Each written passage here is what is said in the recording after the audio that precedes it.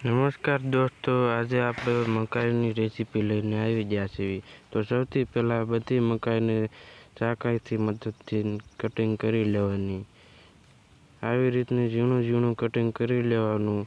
બધું કટિંગ ધ્યાન રાખીને કરજો અને બહુ મકાઈ પણ આવે વ્યવસ્થિત આવે એ રીતનું કટિંગ કરજો। ત્યાર પછી મકાઈ હજી લીલી હોવી જોઈએ અને લીલી મકાઈને આપણે વઘાર દેશી સ્ટાઇલમાં કઈ રીતે કરવો તે બધું આગળ વિડીયોમાં બતાવું, તો મિત્રો વિડીયોમાં બનાવી રહેજો।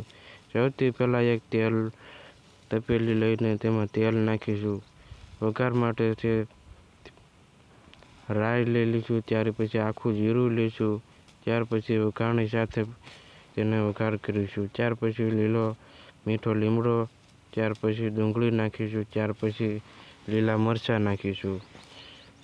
મિત્રો આવું બધું તો ઘરે હોય જ તે। ત્યાર પછી લીલું લસણ નાખી દઈશું। લીલું ન હોય તો પણ સૂકું ચાલે, પણ મિત્રો તેનો ટેસ્ટ સારો આવે।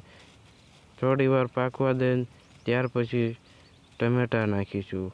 ટમેટાને પણ થોડુંક હલાવીને થોડીક વાર માટે પાકવા દઈશું।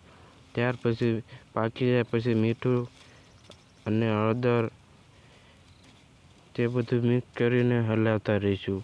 તેને પણ થોડીક વાર માટે પાકવા દઈશું। ત્યાર પછી પાકી જાય ત્યાર પછી થોડુંક તીખું મરચું નાખીશું અને કલરવાળું પણ તમે નાખી શકો, તીખું ન ખાઈ શકો। ત્યાર પછી મકાઈને એડ કરીને બધું સરખું હલાવી નાખવાનું। હલાવાઈ જાય ત્યાર પછી આપણે થોડો તેમાં ટમેટાનો સોસ એડ કરીશું, એટલે ખાટું મીઠું અને તીખું તમતમતું તૈયાર છે। તો મિત્રો સલાડ સાથે